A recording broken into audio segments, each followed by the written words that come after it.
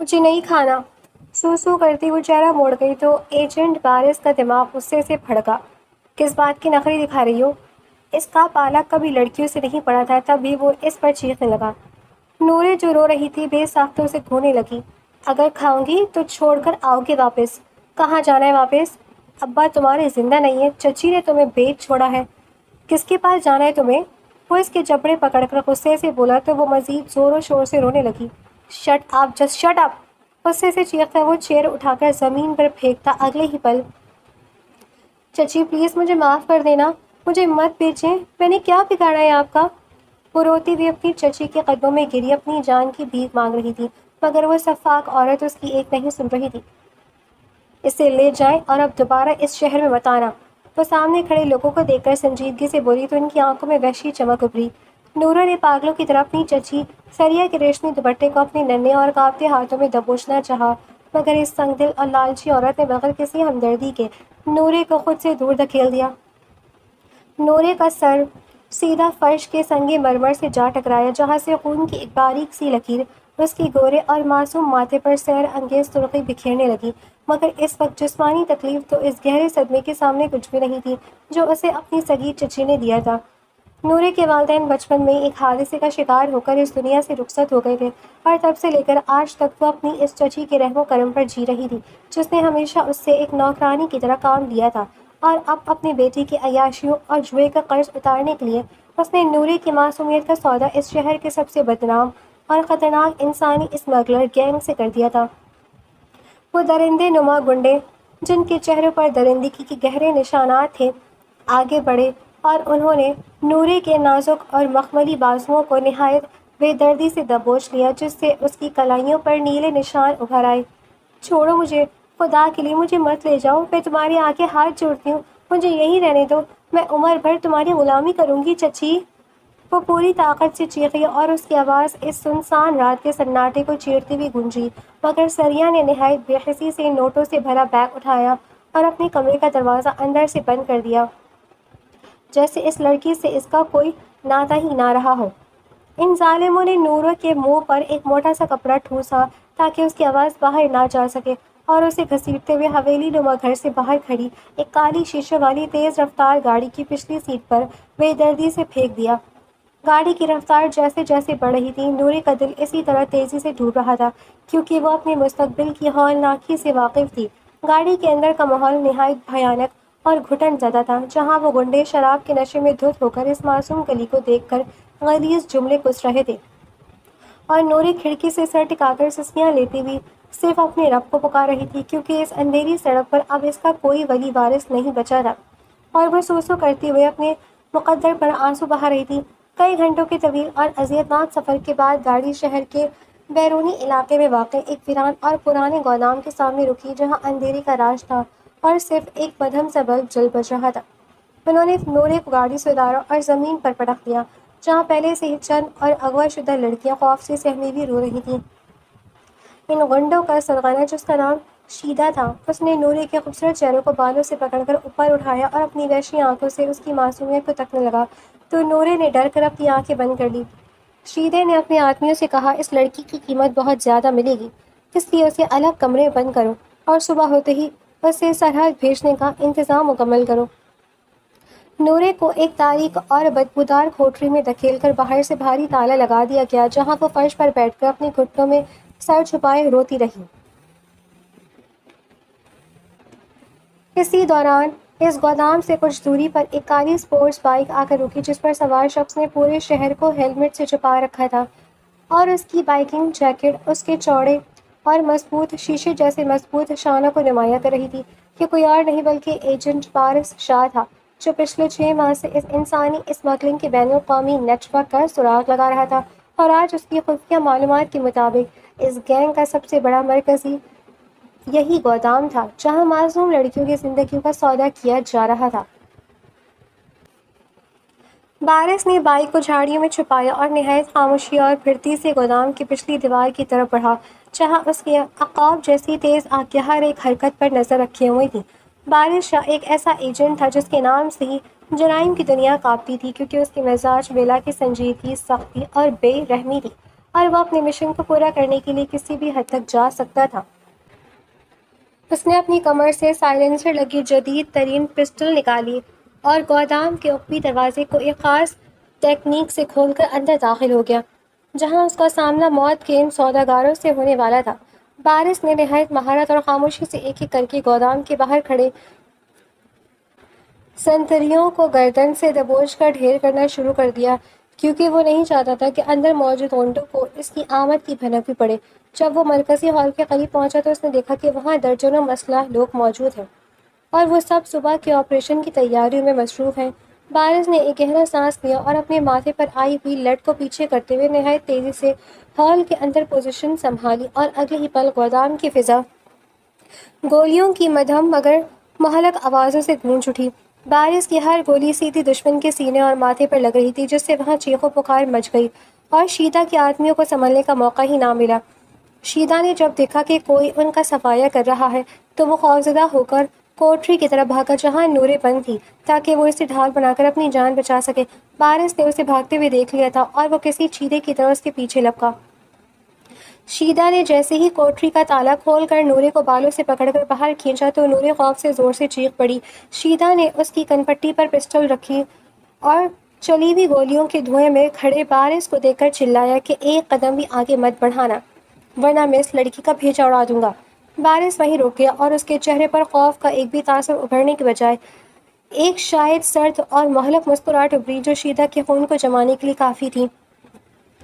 بارش نے نہایت سنجیدگی اور دھیمی آواز میں کہا کہ بارش شاہ کا نشانہ کبھی خطا نہیں جاتا، اور اس سے پہلے کہ شیدا ٹریگر دباتا، بارش کی پسٹل سے نکلی ایک سنسناتی ہوئی گولی شیدا کے دونوں آبروں کے عین درمیان پیوست ہو گئی اور وہ تڑپ کر وہیں ڈھیر ہو گیا۔ نورے نے اپنے سامنے ایک شخص کا مغز اڑتے دیکھا تو وہ صدمے اور خوف کے ماری زور سے چیختی، اور اس سے پہلے کہ وہ زمین پر گرتی، بارش نے اپنے مضبوط اور فولادی بازو کو آگے بڑھا کر اس کے نازک وجود کو زمین پر گرنے سے بچا لیا اور وہ اس کے سینے سے لگ کر بے ہوش ہو گئی۔ بارش نے اس معصوم کے چہرے کو دیکھا جو آنسوؤں اور خون سے لت پت تھا، مگر اس کی خوبصورت اب بھی پروقار تھی۔ اور پھر بارش نے باقی لڑکیوں کو پولیس کے حوالے کرنے کے لیے اپنے ہیڈ کوارٹر فون کیا، مگر نوری کی حالت دیکھ کر اس نے فیصلہ کیا کہ وہ اسے پولیس اسٹیشن کی قانونی پیچیدگیوں میں ڈالنے کے بجائے ایک خفیہ اور انتہائی محفوظ فلیٹ میں لے جائے گا، کیونکہ اس گینگ کے باقی ارکان اب بھی اس لڑکی کے پیچھے آ سکتے تھے، اور بارش کو اس نیٹ ورک کے سربراہ تک پہنچنے کے لیے اس لڑکی کے بیان کی اشد ضرورت تھی۔ اس نے نورے کو اپنی گود میں اٹھایا اور گودام سے باہر نکل گیا، جہاں صبح کا ہلکا سا اجالا اس نئے سفر کا استقبال کر رہا تھا۔ سیاہ رات کو خوفناک طوفان سے تھم چکا تھا، مگر صبح کی پہلی کرن کے ساتھ ہی نورے کی زندگی ایک بالکل نئے اور انجان فقس میں قید ہو چکی تھی۔ بارش نے اسے اپنی گاڑی کی پچھلی سیٹ پر نہایت احتیاط سے لٹایا اور گاڑی کو شہر کے سب سے پوش اور محفوظ ترین علاقے میں واقع اپنے ذاتی اور خفیہ اپارٹمنٹ کی طرف دوڑا دیا، جہاں اس کی اجازت کے بغیر پرندہ بھی پر نہیں مار سکتا تھا۔ یہ فلیٹ بارش کا وہ خفیہ ٹھکانہ تھا جس کا علم اس کے محکمے کے اعلیٰ افسران کے علاوہ کسی کو بھی نہیں تھا۔ وہ اسے صرف انتہائی نازک اور حساس مشنز کے دوران استعمال کرتا تھا۔ جب گاڑی فلیٹ کے زیر زمین پارکنگ میں رکی تو بارش نے گاڑی کا دروازہ کھولا اور بے ہوش نورے کو اپنی مضبوط گود میں اٹھا لیا، جس کا سر بارش کے چوڑے شانے پر ایک طرف ٹک گیا تھا اور اس کے بکھرے ہوئے ریشم بال بارش کے چہرے کو چھو رہے تھے، جس سے بارش کے سنجیدہ اور سپاٹ چہرے پر ایک لمحے کے لیے ناگواری کی ہلکی سی لکیر ابھری، مگر اس نے خود پر قابو پایا اور لفٹ کے ذریعے سیدھا 15ویں منزل پر واقع اپنے فلیٹ میں داخل ہو گیا۔ بارش کو نورے نے اندرونی کمرے کے نرم و گداز بیڈ پر لٹایا اور اس کے چہرے پر لگی خون کی خشکی کو دیکھ کر اس نے ایک گہرا سانس لیا اور فلیٹ کی بوڑھی ملازمہ ماسی زہرا کو فون کر کے فوری طور پر وہاں پہنچنے کا حکم دیا تاکہ وہ اس معصوم لڑکی کی دیکھ بھال کر سکے، کیونکہ بارش شاہ کو عورتوں سے نمٹنے کا کوئی تجربہ نہیں تھا اور نہ ہی اس کے پاس ان فضول کاموں کے لیے وقت تھا۔ کچھ ہی دیر میں ماسی زہرا وہاں پہنچ گئی اور اس نے نورے کے ماتھے کے زخم کو صاف کر کے اس پر پٹی باندھ دی اور اس کے گندے کپڑے تبدیل کر کے اسے ایک سادہ اور صاف ستھرا لباس پہنا دیا، جبکہ بارش باہر لاؤنج میں کھڑا بلیک کافی کی گھونٹ بھرتے ہوئے اپنے لیپ ٹاپ پر اس اسمگلنگ گینگ کی مزید تفصیلات نکالنے میں مصروف تھا، اور اس کا ذہن بری طرح الجھا ہوا تھا، کیونکہ شیلا کے مرنے کے بعد اس نیٹ ورک کا اصل سرغنہ اب زیر زمین چلا گیا تھا اور اسے ڈھونڈنے کا واحد راستہ اب یہی لڑکی تھی جو اندر کمرے میں موت کی سی نیند سو رہی تھی۔ دوپہر کے وقت جب نورے کے حواس بحال ہوئے اور اس نے سسکیاں لیتے ہوئے اپنی بوجھل پلکیں اٹھائیں تو اجنبی کمرے کی خوبصورت چھت اور نفیس فرنیچر کو دیکھ کر اس کا دل یکدم زور سے دھڑکا اور وہ خوف کے مارے بیڈ پر اٹھ کر بیٹھ گئی۔ ماسی زہرا نے اسے پیار سے پکارا اور اس کے سر پر ہاتھ رکھ کر تسلی دی کہ بیٹا ڈرو مت، تم اب بالکل محفوظ ہو اور تمہیں بچانے والے صاحب باہر موجود ہیں۔ نورے نے جب ماسی کی بات سنی تو اس کی آنکھوں میں نامعلوم خوف کی جگہ غصے اور بے بسی کے آنسو ابھر آئے، کیونکہ وہ سمجھ رہی تھی کہ شاید اسے کسی ایک جگہ سے خرید کر دوسری جگہ منتقل کر دیا گیا ہے، اور وہ اپنی چچی کی صفاکی کو یاد کر کے سوں سوں کرتی ہوئی دوبارہ رونے لگی۔ اسی دوران کمرے کا دروازہ ایک دم جھٹکے سے کھلا اور بارش شاہ اپنی پوری روبدار اور چیتے جیسی پتریلی قامت کے ساتھ اندر داخل ہوا، جس کے ہاتھ میں گرم سوپ اور کھانے کی ٹرے تھی۔ بارش نے ماسی زہرا کو باہر جانے کا اشارہ کیا اور خود چلتا وہ بیڈ کے قریب آیا اور کرسی پر بیٹھ کر کھانے کی ٹرے کو نورے کے سامنے رکھتے ہوئے نہایت سرد اور حتمی لہجے میں بولا کہ یہ کھانا خاموشی سے کھا لو، کیونکہ مجھے تمہارے رونے دھونے سے سخت چڑ ہے۔ مجھے نہیں کھانا۔ سو کرتی وہ چہرہ موڑ گئی تو ایجنٹ بارش شاہ کا دماغ غصے سے بھڑکا۔ کس بات کے نخرے دکھا رہی ہو؟ اس کا پالا کبھی لڑکیوں سے نہیں پلا تھا۔ تبھی وہ اس پہ چیخنے لگا۔ نورے جو رو رہی تھی بے ساختہ سے گھورنے لگی۔ اگر کھاؤں گی تو چھوڑ کر آؤ گے واپس؟ کہاں جانا ہے واپس؟ ابا تمہاری زندہ نہیں ہے، چچی نے تمہیں بیچ چھوڑا ہے، کس کے پاس جانا ہے تمہیں؟ وہ اس کے جبڑے پکڑ کر غصے سے بولا تو وہ مزید زور و شور سے رونے لگی۔ شٹ اپ، جسٹ شٹ اپ! غصے سے چیختا وہ چیئر اٹھا کر زمین پہ پٹکتا اگلے ہی پل کمرے سے باہر نکل گیا اور دروازہ اتنے زور سے بند کیا کہ پوری دیواریں ہل کر رہ گئی۔ نورے بیڈ پر گر کر تکیے میں منہ چھپا کر بلک بلک کر رونے لگی، کیونکہ بارش کے ان تلخ اور سچے الفاظ نے اس کے دل کے سارے ارمانوں کو قتل کر دیا تھا، اور اسے یہ تسلیم کرنا پڑ رہا تھا کہ اب اس دنیا میں اس کا اپنا کوئی نہیں بچا تھا اور وہ سچ مچ ایک لاوارث لڑکی بن چکی تھی۔ بارش باہر لاؤنج کی بالکنی میں آ کھڑا ہوا اور تیز تیز سانسیں لینے لگا، کیونکہ اس کا غصہ اس وقت ساتویں آسمان پر تھا، اور وہ اپنے ہاتھ کی مٹھیوں کو دیوار پر مار کر اپنے اندر کے غبار کو نکالنے کی کوشش کر رہا تھا۔ بارش نے کبھی سوچا بھی نہیں تھا کہ ایک معمولی سی لڑکی اس کی سنگ مرمر جیسے مزاج میں اتنی بڑی ہلچل مچا دے گی، اور وہ اس کی بے وقوفی پر اس طرح آپے سے باہر ہو جائے گا۔ وہ کافی دیر تک باہر کھڑا سگریٹ کے دھوئیں کے مرغلے اڑاتا رہا اور اپنی پیشانی پر آتی ہوئی سلوٹوں کو مسلتا رہا، کیونکہ اسے اب اپنے اگلے لااہما عمل کا فیصلہ کرنا تھا۔ اس نے خود کو پرسکون کیا اور دوبارہ کمرے کی طرف بڑھا، جہاں اب بالکل خاموشی چھائی ہوئی تھی۔ بارش نے جیسے ہی دروازہ کھولا تو اس نے دیکھا کہ نورے بیٹھ کے ایک کونے میں سر گھٹنوں میں لیے بالکل ساکت بیٹھی تھی، اور اس کا پورا وجود ہلکی ہلکی کپکپی کی زد میں تھا۔ بارش کی سخت آنکھوں میں ایک لمحے کے لیے ہمدردی کا ایک بہت ہی ہلکا سا سایہ لہرایا، مگر اس نے فوری طور پر اپنی روایتی سنجیدگی کو چہرے پر سجایا اور اس کے قریب جا کر کھڑا ہو گیا۔ بارش نے نہایت دھیمی مگر روبدار آواز میں کہا کہ دیکھو لڑکی، میرا نام بارش شاہ ہے، اور میں کوئی گینگسٹر یا اسمگلر نہیں ہوں، بلکہ میں ایک سرکاری ایجنٹ ہوں جس نے کل رات تمہاری جان بچائی ہے۔ اس لیے مجھ پر نخرے دکھانے کے بجائے یہ سمجھنے کی کوشش کرو کہ تم اس وقت شہر کے سب سے محفوظ فلیٹ میں ہو۔ نورے نے ڈرتے ڈرتے اپنا سوجا ہوا چہرہ اوپر اٹھایا اور بارش کی چمکدار اور گہری آنکھوں میں دیکھا، جہاں سچائی کا ایک عجیب سا جلال تھا جس نے نورے کے دل میں موجود خوف کو تھوڑا کم کر دیا۔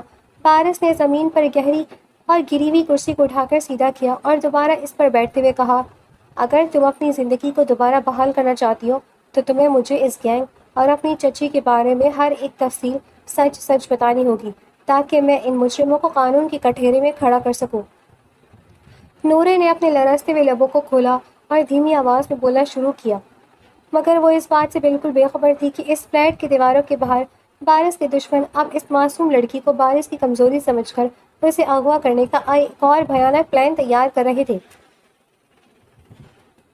نورے فلیٹ کے اس خوبصورت اور عالیشان کمرے کے بیڈ پر بیٹھی مسلسل روئے جا رہی تھی، اور اس کی خوبصورت آنکھوں سے نکلنے والے آنسو اس کے مخملی گالوں کو بھگو رہے تھے۔ بارش باہر لاؤنج میں کھڑا نہایت سنجیدگی سے اپنے فون پر کسی گینگسٹر کی لوکیشن ٹریس کر رہا تھا، اور اس کے چہرے پر بلا کا جلال اور سختی واضح تھی۔ وہ ایک ایسا ایجنٹ تھا جس نے کبھی کسی عورت کو اپنے قریب نہیں آنے دیا تھا، مگر نورے کی معصومیت اسے اندر سے بے چین کر رہی تھی۔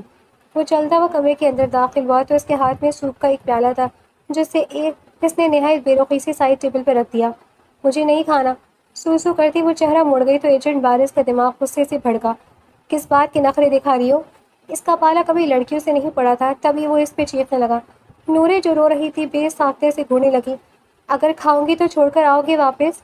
کہاں جانا ہے واپس؟ ابا تمہارے زندہ ہے نہیں، چچی نے تمہیں بیچ چھوڑا ہے، کس کے پاس جانا ہے تمہیں؟ وہ اس کے جبڑے پکڑ کر غصے سے بولا تو وہ مزید زور و شور سے رونے لگی۔ شٹ اپ، جسٹ شٹ اپ! غصے سے چیختا وہ چیئر اٹھا کر زمین پر پھینکتا اگلے ہی پل کمرے سے باہر نکل گیا اور دروازہ اتنے زور سے بند کیا کہ پوری دیواریں باہر ہل کے رہ گئی۔ نورے تکیے میں منہ چھپا کر بلک بلک کر رونے لگی کیونکہ وارث کے ان کڑوے اور سچے الفاظ نے اس کے دل کو چھلنی کر دیا تھا اور اسے یقین ہو گیا تھا کہ اب اس دنیا میں اس کا کوئی بھی آسرا نہیں بچا تھا۔ وارث باہر بیلکنی میں کھڑا تیز تیز سانسیں لے رہا تھا اور اس کی سرخ آنکھیں رات کے اندھیرے کو تک رہی تھی جہاں اس کے دشمن اب اس فلیٹ کا محاصرہ کرنے کی تیاری کر رہے تھے۔ جلال خان کے غنڈوں کو یہ معلوم ہو چکا تھا کہ وارث شاہ اس لڑکی کے گودام سے چھڑانے کے بعد اپنے اس خفیہ ٹھکانے پر لے کر آیا ہے اور وہ اسے وارث کی کمزوری سمجھ کر اغوا کرنے کا گھناؤنا منصوبہ بنا چکے تھے۔ رات کے دوسرے پہر جب نورے روتے روتے بیڈ پر ہی سو چکی تھی تو اچانک فلیٹ کی لائٹ چلی گئی اور پورا اپارٹمنٹ اندھیرے میں ڈوب گیا۔ اگلے لمحے کمرے کا دروازہ ایک ہولناک دھماکے سے ٹوٹا اور چہرے پر نقاب پہنے ہوئے 3-4 وحشی غنڈے اندر داخل ہوئے۔ نورے خوف سے چیخ اٹھی اور اس نے خود کو بیڈ کی چادر میں چھپانے کی کوشش کی مگر ایک خبیث گنڈے نے اس کے ریشمی والوں سے اسے پکڑا اور بے دردی سے زمین پر گھسیٹ لیا۔ چھوڑو مجھے، خدا کے لیے مجھے مت لے جاؤ! وارث کہاں ہو تم؟ وہ پوری طاقت سے چلائی مگر ان ظالموں نے اس کے منہ پر کلوروفارم کا رومال رکھ دیا اور چند ہی سیکنڈز میں اس کا معصوم وجود بالکل ساکت ہو گیا۔ وہ اسے ایک بڑے بیگ میں بند کر کے فلیٹ کے پچھلے راستے سے نکال کر اپنی کالی گاڑی میں ڈال کر فرار ہو گئے اور جب صبح وارث فلیٹ پر واپس پہنچا تو وہاں بکھرا ہوا سامان اور نورے کا دوپٹہ دیکھ کر اس کا دماغ غصے کی آخری حدود کو چھونے لگا اور اس کی آنکھوں میں وحشی چمک ابھری کیونکہ دشمن نے اس کی حدود کو پار کرنے کی جرات کی تھی۔ وارث فلیٹ کے وسط میں کھڑا اپنی سرخ ہوتی آنکھوں سے اس ویرانے کو تک رہا تھا جہاں کچھ ہی دیر پہلے نورے کا معصوم وجود موجود تھا مگر اب وہاں صرف خوف کے گہرے سائے تھے۔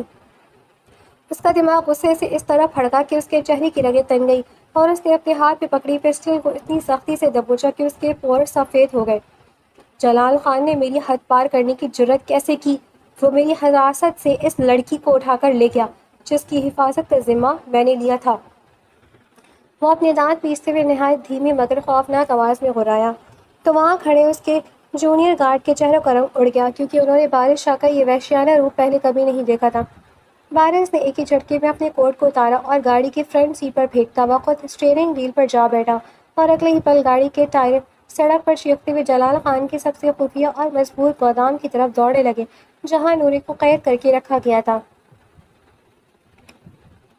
رات کے اس آخری پہر میں وارث کی گاڑی ایک جلاد کی طرح سڑکوں کو چیر رہی تھی اور اس کے ذہن میں صرف نورے کا وہ روتا ہوا چہرہ گھوم رہا تھا جس نے اس کے سخت دل میں ایک عجیب سا طوفان برپا کر دیا تھا۔ دوسری طرف جلال خان کے اس تاریک اور بدبودار گودام میں نورے کو ایک لوہے کی کرسی سے مضبوطی سے باندھا گیا تھا جہاں وہ کلوروفارم کے اثر سے آہستہ آہستہ ہوش میں آ رہی تھی۔ اس نے جیسے ہی اپنی بھاری اور مخملی پلکیں اٹھائیں تو اپنے سامنے جلال خان کے غنڈوں کو کھڑے دیکھ کر اس کا پورا وجود خوف سے تھر تھر کانپنے لگا۔ چھوڑو مجھے، خدا کے لیے مجھے جانے دو، میں نے تمہارا کیا بگاڑا ہے؟ وہ روتی ہوئے ان کے سامنے گڑ گڑانے لگی اور اس کی خوبصورت آنکھوں سے آنسوؤں کے سیلاب بہہ نکلے مگر ان شفاق لوگوں کے چہروں پر صرف ایک وحشی چمک ابھری۔ جلال خان نے آگے بڑھ کر نورے کے نازک جبڑے کو اپنی گندی انگلیوں سے جکڑا اور نہایت کرخت آواز میں ہنستے ہوئے بولا کہ تم اس وارث شاہ کی سب سے بڑی کمزوری ہو جس نے میرے پورے نیٹ ورک کو تباہ کیا ہے اور اب دیکھنا وہ تمہیں بچانے کے لیے خود موت کے منہ میں چل کر آئے گا۔ نورے نے درد کی شدت سے کہاتے ہوئے اپنے چہرے کو جھٹکنے کی کوشش کی مگر اس کا نقیب جان ان درندوں کا مقابلہ کیسے کر سکتی تھی؟ وہ سو سو کرتی ہوئی نامعلوم خوف سے لرز رہی تھی اور اس کا دل بار بار اپنے اس غسیلہ اور سنجیدہ محافظ کو پکار رہا تھا جس نے اسے پہلی بار زندگی دی تھی۔ اچانک گودام کا لوہے کا بھاری دروازہ ایک ہولناک دھماکے سے اڑ گیا اور چاروں طرف دھوئیں اور بارود کے بادل چھا گئے۔ جلال خان کے آدمی سنبھلنے بھی نہ پائے تھے کہ وارث شاہ ایک غضبناک چیتے کی طرح اندر داخل ہوا اور اس کے دونوں ہاتھوں میں موجود جدید گن سے آگ کے شعلے لپکنے لگے۔ وارث کی ہر گولی سیدھی دشمن کے ماتھے اور سینے کو چید رہی تھی اور وہاں چیخو پکار کا ایک ایسا بازار گرم ہوا تھا جس نے نورے کی چیخیں بھی بند کر دی تھی۔ وارث کا چہرہ اس وقت بالکل سپاٹ اور سنجیدہ تھا مگر اس کی آنکھوں سے نکلتی ہوئی مہلک شعاعیں جلال خان کے خون کو جمانے لگی اور اس کے لیے کافی تھی۔ اس نے پلک جھپکتے جلال خان کے 10-15 گارڈز کو وہیں ڈھیر کر دیا اور آگے بڑھتا ہوا سیدھا جلال خان کے سامنے جا کر کھڑا ہوا جس کے ماتھے پر اب خوف کے مارے پسینے کی بوندیں ابھر آئی تھیں۔ جلال خان نے گھبرا کر نورے کی کنپٹی پر پسٹل رکھنی چاہی، مگر بارش نے اس سے پہلے ایک زوردار کک جلال کے ہاتھ پر ماری، جس سے اس کی ہڈی ٹوٹنے کی آواز آئی اور پسٹل دور جا گری۔ بارش نے جلال خان کے گریبان کو اپنے فولادی ہاتھوں میں دبوچا اور اسے ہوا میں اٹھاتے ہوئے نہایت سرد اور گرجدار آواز میں بولا کہ میں نے کہا تھا نا کہ جو میری چیز کو چھونے کی کوشش کرے گا میں اس کا وجود اس زمین سے مٹا دوں گا۔ Shut up, just shut up! Jalal Khan نے جب کچھ کہنے کے لیے لب کھولے تو بارش نے غصے سے چیختا ہوا اسے اٹھا کر زمین پر پٹک دیا اور اگلے ہی پل اس کے سینے پر اپنے بھاری بوٹ کا دباؤ بڑھا دیا، جس سے جلال کے منہ سے خون کا فوارہ نکل گیا۔ بارش نے بغیر کسی رحم کے اپنی پسٹل سیدھے جلال کے ماتھے پر رکھی اور ٹریگر دبا دیا، جس سے اس کا بھیجا وہیں فرش پر بکھر گیا۔ نورہ نے اپنے سامنے یہ ہولناک منظر دیکھا تو وہ صدمے سے زور سے چیخی اور اس کا پورا وجود بری طرح کانپنے لگا۔ بارش نے نہایت سنجیدگی سے اپنی گن کو واپس کمر سے لگایا اور جھک کر نورے کی رسیاں کھولی جو درد سے نیلی پڑ چکی تھیں۔ رسیاں کھلتے ہی نورہ نڈھال ہو کر بارش کے چوڑے اور مضبوط سینے سے جا لگی اور اپنے ننھے ہاتھوں سے اس کی جیکٹ کو دبوچ کر بلک بلک کر رونے لگی، جیسے اسے دنیا کا سب سے محفوظ قلعہ مل گیا ہو۔ بارش نے ایک لمحے کے لیے اپنے فولادی بازو کو اس کے نازک وجود کے گرد لپیٹا، مگر اگلے ہی پل اس کے مزاج کی روایتی سرد مہر سنجیدگی واپس لوٹ آئی اور اس نے نورے کو خود سے الگ کرتے ہوئے نہایت حتمی لہجے میں کہا کہ اب رونے کا وقت نہیں ہے، کیونکہ جلال خان کے خاتمے کے بعد بھی دشمنوں کی کئی مہریں باقی ہیں، اور اب تمہیں میری بیوی بن کر میری حویلی میں رہنا ہوگا تاکہ کوئی دوبارہ تمہاری طرف آنکھ اٹھانے کی جرت نہ کر سکے۔ نورے نے حیرت اور سہمے ہوئے انداز میں بارش کے اس باروب چہرے کو دیکھا جہاں اس کے مستقبل کا فیصلہ لکھا جا چکا تھا۔ بارش نے نورے کا لرزتا ہوا ہاتھ نہایت مضبوطی سے تھاما اور اسے اس خونی گودام کی زمین سے اٹھا کر اپنے ساتھ کھینچتا ہوا باہر لے آیا، جہاں رات کا گہرا اندھیرا اب آہستہ آہستہ صبح کی سفیدی میں بدل رہا تھا۔ وہ سو کرتی ہوئی اس کے پیچھے چل رہی تھی اور اس کی خوبصورت جھیل جیسی آنکھوں سے آنسو اب بھی مسلسل بہہ رہے تھے، کیونکہ اس نے ابھی ابھی اپنی آنکھوں کے سامنے موت کا وہ ہولناک کھیل دیکھا تھا جس نے اس کی روح کو جھنجھوڑ کر رکھ دیا تھا۔ بارش کا چہرہ بالکل سپاٹ اور سنجیدہ تھا اور اس کے دل میں غصے اور جلال کی ایک تیز لہر دوڑ رہی تھی، کیونکہ اس کے دشمنوں نے اس کی حد کو پار کرنے کی جرت کی تھی۔ اس نے گاڑی کا دروازہ ایک ہی جھٹکے سے کھولا اور نورے کو اندر بیٹھنے کا اشارہ کیا۔ نورے نے ڈرتے ڈرتے اس کے خوفناک جلال کو دیکھا اور خاموشی سے سیٹ پر سمٹ کر بیٹھ گئی، کیونکہ وہ جانتا تھا کہ اس وقت بارش شاہ سے کچھ بھی کہنا سیدھا اس کے غصے کو دعوت دینا تھا۔ بارش نے گاڑی سٹارٹ کی اور فل اسپیڈ میں شہر کی سب سے بڑی شاہراہ پر ڈال دی جہاں سے اس کی خاندانی حویلی کا راستہ شروع ہوتا تھا۔ اب اس لڑکی کو تحفظ دینے کا صرف ایک ہی راستہ تھا اور وہ تھا نکاح، کیونکہ بارش شاہ نے دل میں فیصلہ کر لیا تھا کہ وہ دنیا کے تمام اصولوں کو پس پشت ڈال کر اس معصوم کلی کو اپنے نام کا تحفظ دے گا تاکہ کوئی دوبارہ اس کی طرف میلی آنکھ سے دیکھنے کی جرت بھی نہ کر سکے۔ گاڑی جب بارش کی پرشکور خاندانی حویلی کے بڑے لوہے کے گیٹ کے سامنے رکی تو چوکیداروں نے جلدی سے گیٹ کھولا اور جھک کر سلام کیا۔ بارش نے گاڑی پارک کی اور اترا، پھر دوسری طرف جا کر اس نے نورے کا دروازہ کھولا۔ نورے اس عالیشان اور فلک بوس محل نما حویلی کو دیکھ کر مزید سہم گئی اور اس نے اپنے بکھرے بالوں اور دوپٹے کو خود کے گرد مزید لپیٹ لیا، کیونکہ وہ اس ماحول کے لیے بالکل اجنبی تھی۔ چلو اندر، بارش نے نہایت سنجیدگی اور دھیمی مگر روبدار آواز میں کہا تو نورے کے قدم لڑکھڑا گئے۔ بارش نے بغیر کچھ سوچے اس کے نازک ہاتھ کو اپنی گرم اور مضبوط گرفت میں لے لیا اور اسے لاؤنج کے اندر لے آیا جہاں صبح کے اس پہر اس کی دادی تایا اور تائی جان ناشتے کی میز پر جمع ہو رہے تھے۔ حویلی کے تمام افراد بارش شاہ کے ساتھ اس سہمی ہوئی لڑکی کو دیکھ کر دنگ رہ گئے اور پورے لاؤنج میں ایک دم گہرا سناٹا چھا گیا۔ دادی جان نے اپنی اینک درست کی اور حیرت سے آنکھیں بڑھیں۔ بارش، یہ سب کیا ہے اور یہ لڑکی کون ہے؟ دادی نے نہایت متنفر اور انداز میں پوچھا۔ تو بارش نے نورے کا ہاتھ مزید مضبوطی سے تھام لیا۔ دادی جان، یہ نورے ہے اور آج سے یہ اس گھر کی بڑی بہو ہے، کیونکہ میں ابھی اسی وقت اس سے نکاح کر رہا ہوں۔ بارش کی اس گرجدار اور حتمی آواز نے پوری لاؤنج میں جیسے زلزلہ برپا کر دیا۔ تائی جان نے فوراً غصے سے تالیاں بجائیں اور بولی کہ بارش، تم پاگل تو نہیں ہو گئی ہو؟ ایک لاوارث اور سڑک سے اٹھائی ہوئی لڑکی کو تم شاہ خاندان کی بہو بناؤ گے؟ اس کے خاندان کا کچھ پتہ نہیں اور تم اسے یہاں لے آئے؟ شٹ اپ، جسٹ شٹ اپ! بارش غصے سے چیختا ہوا سامنے پڑی لکڑی کی خوبصورت چیئر اٹھا کر زمین پر پٹکتا ہوا بولا تو تائی جان خوف سے پیچھے ہٹ گئی اور سب کے منہ بند ہو گئے۔ میری زندگی کے فیصلے میں کوئی دخل اندازی نہیں کرے گا۔ مولوی صاحب باہر آ چکے ہیں اور نکاح ابھی ہوگا۔ نورے نے جب نکاح کا لفظ سنا تو وہ بے ساختہ بارش کے اس جلال سے بھرے چہرے کو گھورنے لگی اور اس کا دل زور زور سے دھڑک رہا۔ مولوی صاحب نے لاؤنج میں آ کر نکاح کے کلمات پڑھانا شروع کیے اور نورے نے روتے ہوئے سسکیاں لیتے ہوئے قبول ہے کہہ دیا۔ بارش شاہ نے نہایت سنجیدگی سے اپنے دستخط کیے اور اس طرح وہ معصوم نورے ہمیشہ کے لیے بارش شاہ کے نکاح کی محکم قید آ گئی، جہاں اب اس کی زندگی کا ایک بالکل نیا اور خوبصورت سفر شروع ہونے والا تھا۔ نکاح کے بھاری کلمات گونجنے کے بعد حویلی کا لاؤنج ایک دم گہرے اور بھیانک سکوت میں ڈوب گیا تھا، جہاں صرف تائی جان کی سلگتی ہوئی نظریں اور دادی جان کا گہرا سانس فضا کی خاموشی کو توڑ رہا تھا۔ بارش نے نکاح کے کاغذات پر سے قلم ہٹایا اور نہایت سنجیدگی سے کھڑا ہو گیا، جبکہ اس کا چہرہ اب بھی اسی طرح سپاٹ اور سخت تھا جیسے کوئی مشن پورا کرنے کے بعد ہوتا ہے۔ اس نے نوری کی طرف دیکھا جو فرش پر بیٹھی اپنے آنسوؤں کو صاف کرنے کی ناکام کوشش کر رہی تھی اور اس کا پورا وجود سو سو کرتے ہوئے ہچکیوں کی زد میں تھا۔ اٹھو یہاں سے اور میرے پیچھے آؤ، بارش نے نہایت سرد اور روبدار آواز میں حکم دیا تو نورے نے ڈرتی ڈرتی اپنی چادر کو سنبھالا اور اس کے پیچھے پیچھے سیڑھیاں چڑھنے لگی، جہاں حویلی کی دوسری منزل پر بارش کا وسیع اور تاریک فرنیچر سے سجا ہوا کمرہ واقع تھا۔ کمرے کے اندر داخل ہوتے ہی بارش نے دروازہ بند کیا اور نورے خوف کے مارے بیڈ کے بالکل کونے میں جا کر بیٹھ گئی، کیونکہ وہ اس شخص کے مزاج کی سختی سے اچھی طرح واقف ہو چکی تھی۔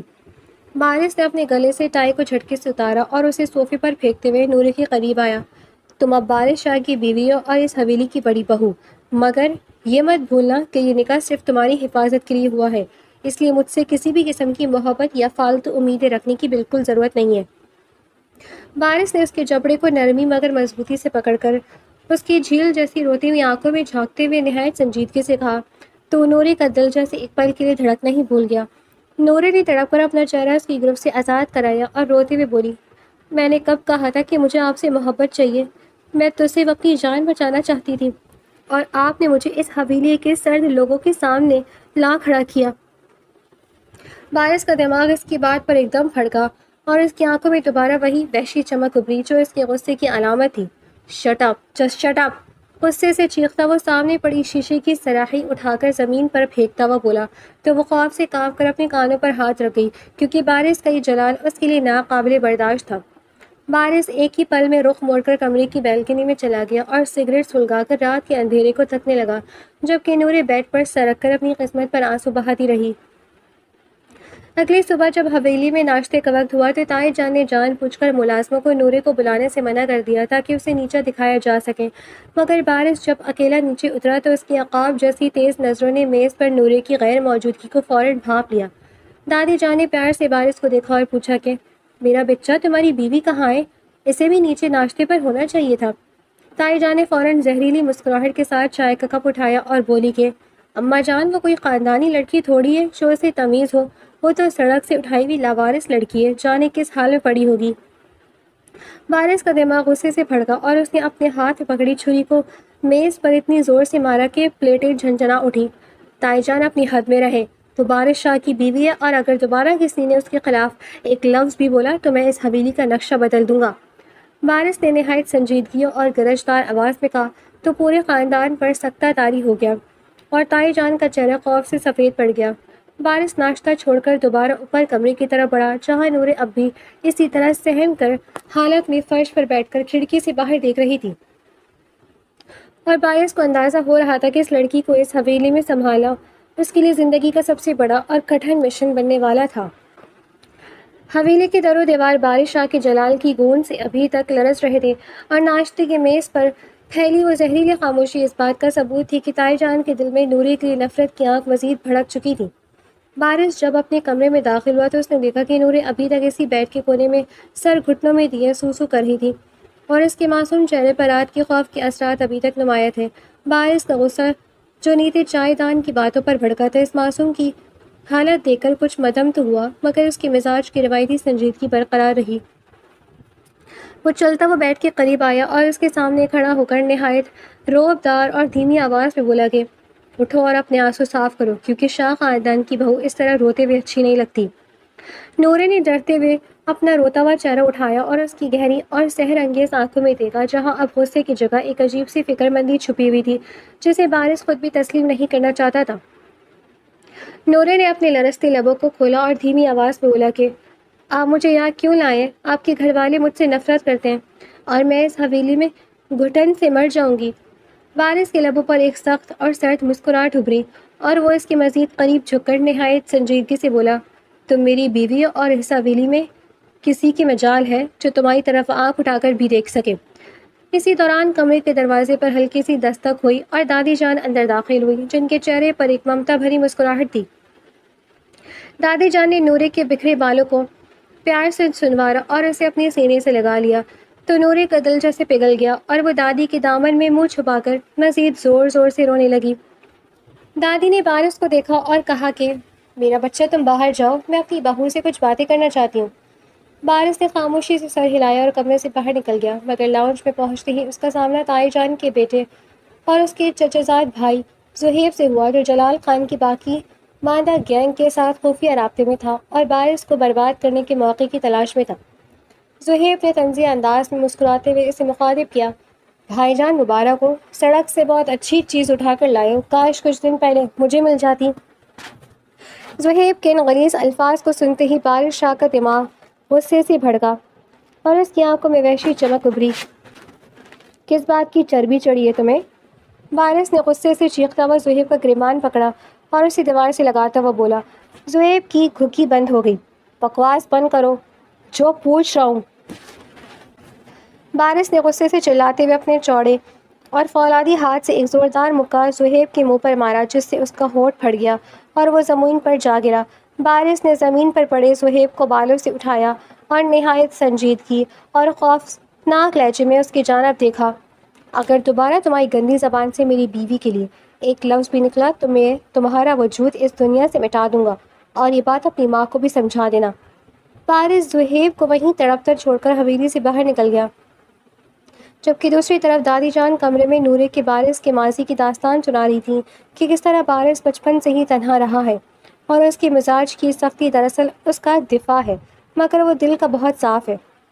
نورے دادی کی باتیں سن کر وارث کے اس سنگی مرمر جیسے وجود کے پیچھے چھپے انسان کو سمجھنے کی کوشش کرنے لگی تھی، مگر وہ نہیں جانتی تھی کہ زہیب اب اپنی اس بے عزتی کا بدلہ لینے کے لیے نورے کو حویلی کے اندر ہی نقصان پہنچانے کا ایک نیا اور خطرناک جال بن رہا تھا۔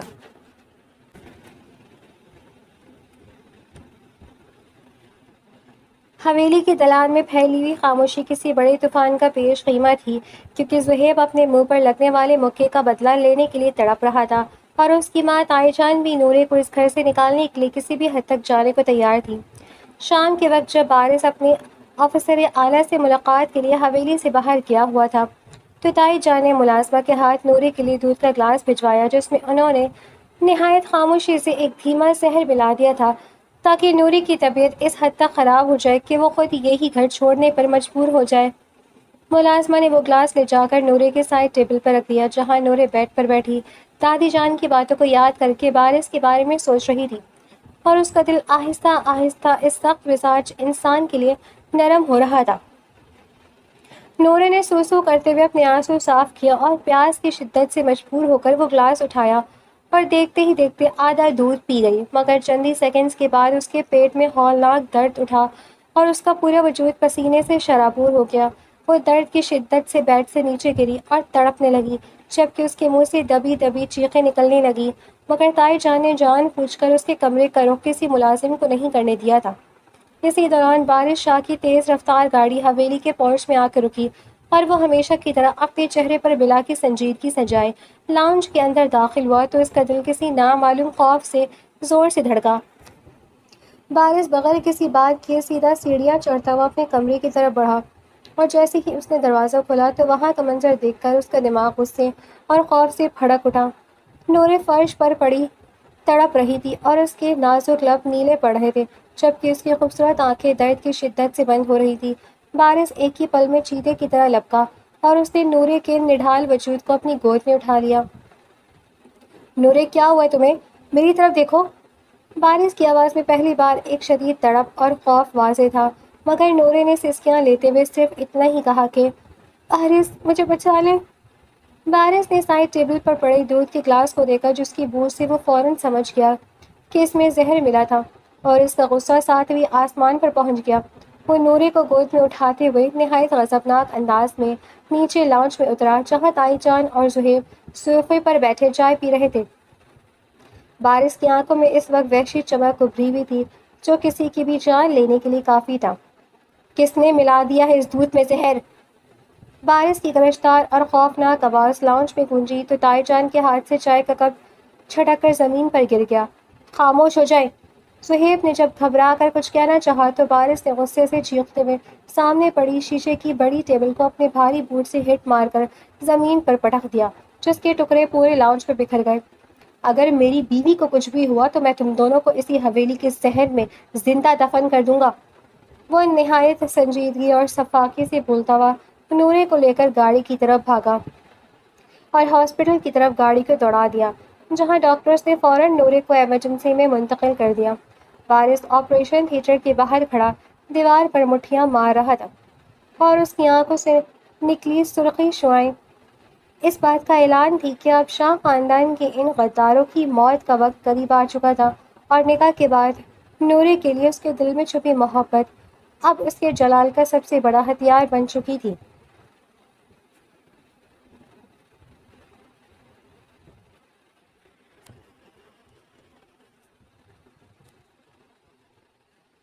ہاسپٹل کے کوریڈور میں پھیلا ہوا زہر آلود سناٹا بارش آگ کے اندر سلگتے ہوئے لاوے کو مزید ہوا دے رہا تھا۔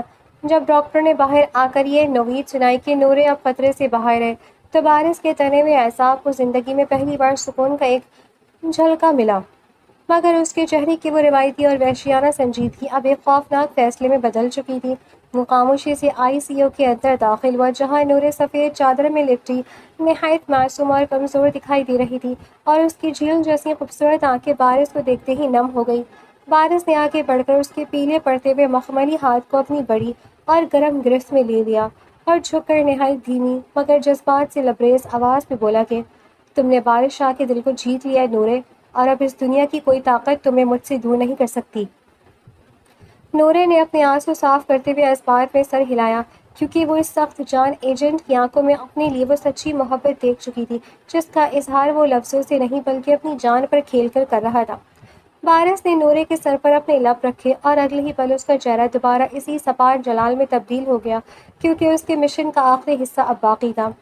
اس نے اپنے گارڈز کو ہاسپٹل کے باہر الرٹ کیا اور خود ایک طوفان کی طرح حویلی کی طرف روانہ ہوا جہاں صہیب اور تائی جان اپنے انجام سے بے خبر فرار ہونے کی تیاری کر رہے تھے۔ بارش نے حویلی کے لاؤنج کا بڑا دروازہ ایک ہی کک سے کھولا تو وہ دونوں خوف کے مارے صوفے سے اچھل پڑے۔ تائی جان نے کانپتے ہوئے دادی جان کے پیچھے چھپنے کی کوشش کی مگر بارش کے چہرے پر اس وقت رحم کا ایک بھی تاثر موجود نہیں تھا۔ زہیب نے جب اپنی پسٹل نکالنے کے لیے ہاتھ پیچھے کیا تو بارش چیتے کی طرح لپکا اور اس نے زہیب کی کلائی کو اتنی بے دردی سے مروڑا کہ ہڈی کے چٹکنے کی ہولناک آواز گونجی۔ Shut up! Just shut up! Zohaib جب درد سے چیخا تو بارش نے غصے سے چلاتے ہوئے اسے اٹھا کر لکڑی کے بھاری ڈائننگ ٹیبل پر پٹک دیا جس سے ٹیبل کے 2 ٹکڑے ہو گئے اور پورا خاندان خوف سے تھر تھر کانپنے لگا۔ بارش نے زہیب کی گریبان کو دبوچ کر اسے اوپر اٹھایا اور نہایت سنجیدگی اور گرجدار آواز میں دھاڑا۔ میں نے کہا تھا کہ جو میری نورے کے نقصان پہنچانے کی جرات کرے گا میں اس کا وجود مٹا دوں گا، اور تم لوگوں نے اسے زہر دینے کی ناپاک کوشش کی۔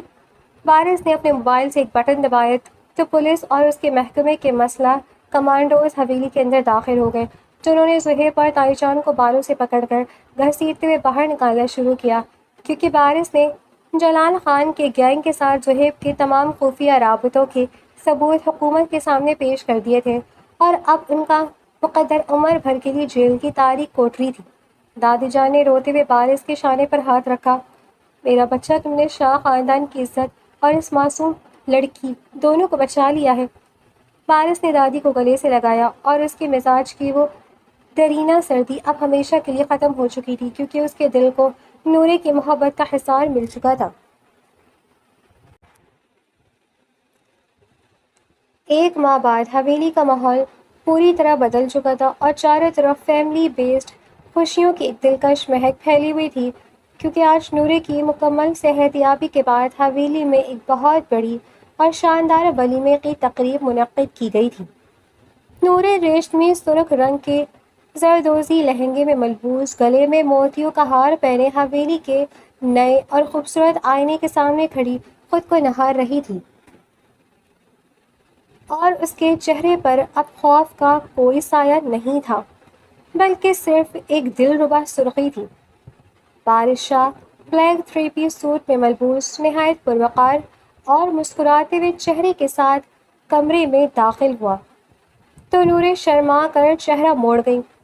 بارش چلتا ہوا اس کے بالکل قریب آیا اور اس کے نازک وجود کو اپنے مضبوط بازوؤں کے گھیرے میں لیتے ہوئے آئینے میں اس کا عکس دیکھنے لگا۔ نورے نے اپنی خوبصورت آنکھیں اٹھا کر اپنے اس سنجیدہ مگر محبت سے لبریز شوہر کو دیکھا تو اس کا دل شکر گزاری کے گہرے احساس سے بھر گیا۔ بارش نے اس کے لرزتے ہوئے لبوں پر اپنی انگلی رکھی اور نہایت دھیمی اور مخملی آواز میں اس کے کانوں میں سرگوشی کی۔ اب زندگی بھر شاہ خاندان کی یہ بڑی بہو صرف میری محبت کی قید میں رہے گی، اور اس طرح وہ معصوم نورے ہمیشہ کے لیے ایجنٹ بارش شاہ کی زندگی کی سب سے خوبصورت اور ناقابل شکست جیت بن کر اس کے دل کی دنیا پر راج کرنے لگی۔